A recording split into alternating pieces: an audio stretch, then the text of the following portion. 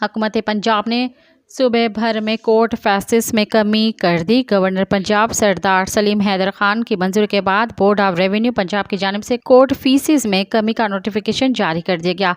Notification के मुताबिक civil court से ऑर्डर या फैसले के मुसद्दका कॉपी के लिए वन टाइम 100 रुपये, जबकि हाई कोर्ट से ऑर्डर या फैसले के मुसद्दका कॉपी पर वन टाइम कोर्ट फीस 500 रुपये मुकर्रर की गई है। पंजाब टेनेंसी एक्ट 1887 के तहत बोर्ड ऑफ रेवेन्यू या कमिश्नर को नज़रसानी दरख्वास्त और CPC सेक्शन 15 के तहत हाई कोर्ट में नज़रसानी की दरख्वास्त पर वन टाइम 500 रुपये कोर्ट फीस मुकर्रर की गई है।